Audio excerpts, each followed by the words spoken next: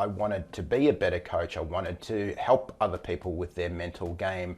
There are some people where you just light the fire and it's like a rocket. Others, it's like pushing uphill, pushing uphill, pushing uphill. What are some of the commonalities and what are some of the biggest roadblocks that you see as a high performance coach? I'll give you one example.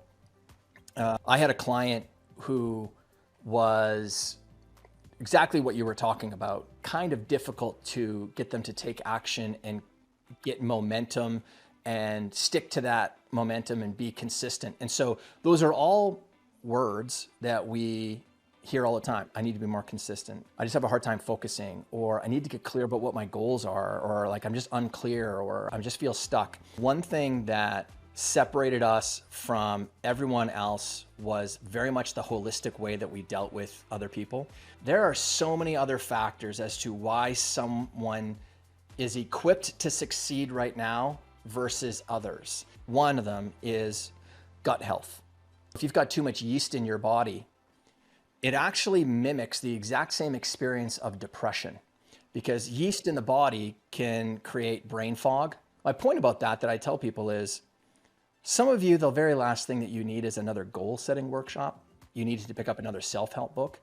Some of you are just dealing with a digestive issue in your body. Other people, it's sleep issues. And I can give you all of the great mindset tweaks that, I've got.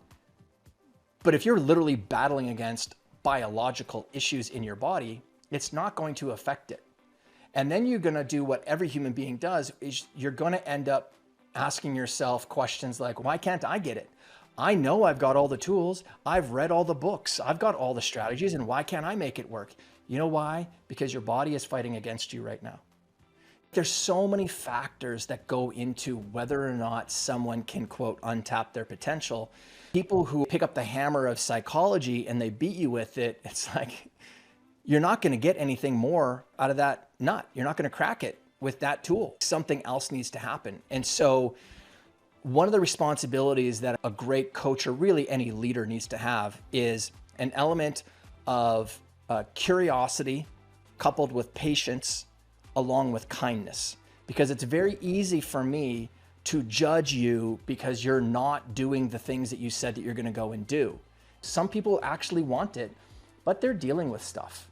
I've personally seen the more intelligent the person, the more traps they have mentally to battle. But some of the most gifted people I've coached, they want to get it perfect first shot. They want to plan every contingency. They want to create everything.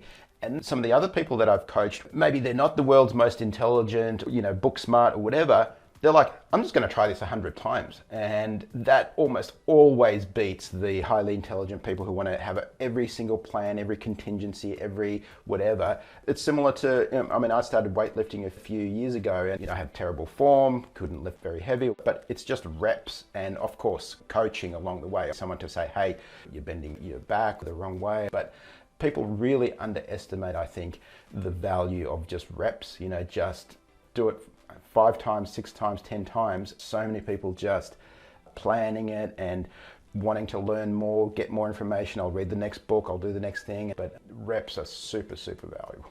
I have found the exact same thing. Some of the best athletes in the world produced beyond extraordinary results off the field, not very bright. Not very bright. Some of those really, really smart athletes would get so frustrated at their dumb teammate who just can go out there and perform. Yeah. Because they have the ability to just turn off their head.